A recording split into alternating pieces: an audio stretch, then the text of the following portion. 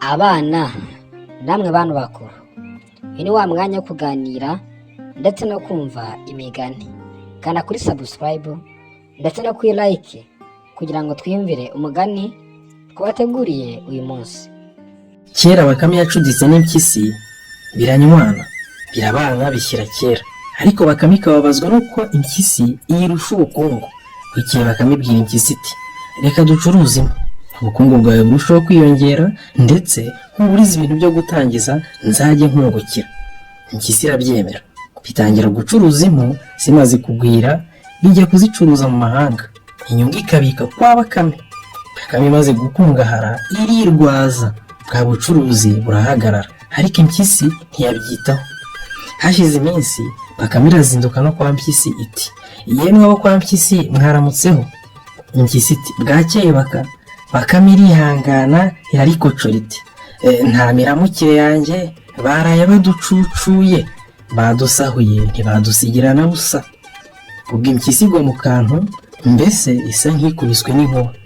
Bakame ibonye ko impyisi ibuze aho irigitira, irayishukashuka iyibwira ko izabiyishyura.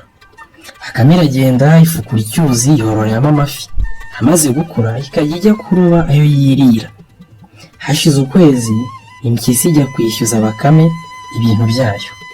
Bakame yakira neza, yikoza munsi y'urugo, iroba amafi 10, iraza irayateka, yiyavanamo umufu uryoshye cyane, maze yegereza impyisi.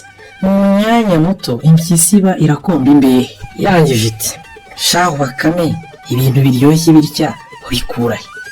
Bakame irahaguruka ijya kuyereka icyuzi cyayo iti ugenda ufukura inkiki amafi azimezamo. Wari impyisi igeze imuhira, sinakubwira ukuntu yarimbaguye umusozi mu mwanya muto.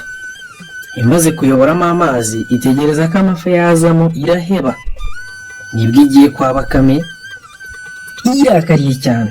Igezeyo Bakame yisomye ku ntangaza y'akataraboneka, kwibuka icyari kiyizinduye biragatabwa. Imaze kuryoherwa cyane iti mama we, ibi se byo wabikuye he? Bakame iti ukagira urutoki rwose ukabura inzoga y'ubuki, hoshi genda utemagure za nsina zose, amakakama azivuyemo uyashyire mu kabindi, amarimo ibyumweru ibyo 3, maze uzasomeho wiyumvire. Impyisi iragenda ibigenza nk'uko Bakame yayibwiye. Ibyumweru 3 bishize igotomeraho, maze ururimi rurababuka, inkanka ziratenguka.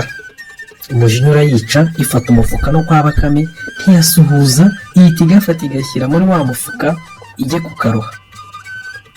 Igeze mu nzira yibuka ko yibagiye urujigo rwayo kwa Bakame, iratura isubira inyuma yiruka. Ingeragere iza kunyura hafi y'uwo mufuka. Bakame iti uraho Ngeragere? Iti uracyamwubaka? Ese urakora iki muri uwo mufuka shaho? Bakame iti ntiwamenye ibyanjye, ubu banshyize muri iyi ngobyi ngo bajye kunyimika, njye ntegeka utunyamaswa turi hariya hirya hakurya, nicyo gituma bagiye bampetse, nyamara simbishaka ariko ntibabyumva.